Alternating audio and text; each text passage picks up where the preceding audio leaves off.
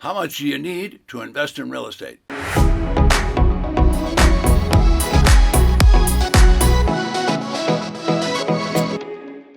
Welcome back. I'm Ted Thomas, and I've been involved in real estate since 1970. This episode is all about investing pennies and growing that to $100,000 quickly. And you can do that in this business. So how much do you need to invest in real estate? So I'm about to open your mind to deals by local government. Now, these deals are where the government is almost giving away the property. I'm also going to show you some brilliant ways to grow the portfolio quickly. Now, this video is short, so stay with me till the end because I'm going to tell you about two mistakes that people make that you want to avoid, and they all happen at the actual tax defaulted auction. So I'll be right back. My name is Ted Thomas, and since 1970, I've been investing in real estate. For the last 30 years, I've been specializing in tax lien certificates and tax deeds, and you'll see why in just a minute. Now, I'm going to share with you a safe and secure way to make money where you can invest small dollars, grow it quickly in a very low-risk environment. We're going to talk about buying properties with no mortgage, and you're going to be able to do that for 10, 20, and 30 cents on the dollar with absolutely no mortgage. So let me explain how this works. Local government needs to get money to run the government. They do that with property tax. So everyone that owns a property in that particular county is required to pay property taxes.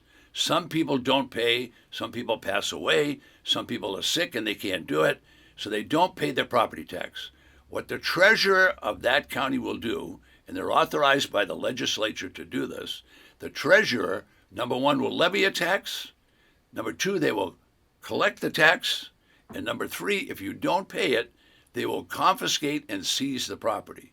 Now, what is the treasurer going to do with that property? They don't want the property. What a treasurer wants is they want the taxes. Why do they want the taxes? Because they have a lot of bills to pay. What do they have to pay? Well, let's think about that.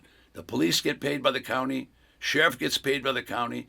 How about the firefighters paid by the county? How about the schools? You're getting the idea. How about the libraries, the hospitals? All of these are bills the county has. So the treasurer does not want that property. So they want to sell that property quickly, or they're going to have a tax lien certificate issued. So let's just talk about the selling part because we want to make money quickly. Well, these properties are coming up for auction. Sometime there'll be 10 or 12 in a county that just has a small population. Sometime there will be hundreds. A place like Los Angeles will have thousands of property to sell at auction with a starting bid very close to the back taxes. Now, when they sell these properties, they are mortgage free. They have wiped out the mortgage. When the treasurer confiscates a property, they wipe the mortgage out. I didn't say they tear it up because it still belongs to the person that signed the mortgage. They signed a promissory note, they owe the money.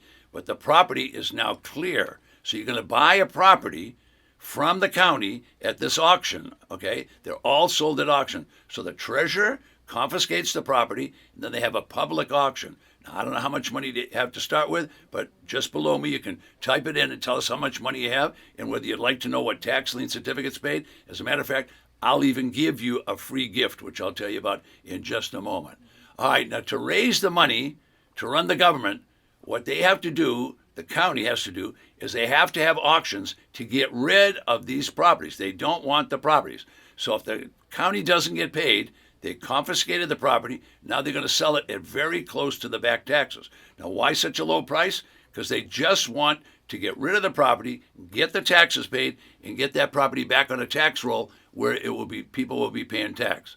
So how much do you need to invest? I have investors buying properties for $3,000, $5,000, $10,000, any number that you want to talk about, but they're buying for a very small percentage of what the property's worth. Sometimes 10 cents, 20 cents, 30 cents on the dollar. Now, when they buy that property, they can do anything they want. They can keep it and live in it. They can rent it out. They can sell it using a contract for deed, which is simply an installment contract, or they can just sell it outright into the market. They can do anything they want. So how much do you need? Well, I have clients that start out with $3,000 and $5,000 using, for example, an individual retirement account or using a Roth retirement account. Well, if they're using those IRAs, whatever they invest in the property, they're taking out of their IRA, not out of their pocket.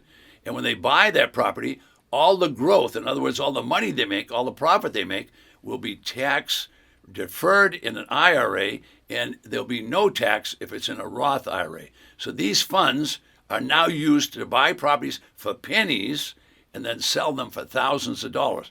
So all the profit in a Roth IRA is tax-free. So keep that in the back of your mind. All right, so these tax defaulted properties are going to be sold by the hundreds. Now, a county that has a small population might only have 10, 20, 30 properties to sell. So that would be a small auction. All right, a medium-sized county with a few million people, well, they're going to have literally hundreds of these properties at every auction. You can go to the auction, you can buy for pennies, absolute pennies on the dollar, and then you can resell, and you're going to be reselling without a mortgage. So I'm going to kind of button this up right now, and I'll take a couple of questions.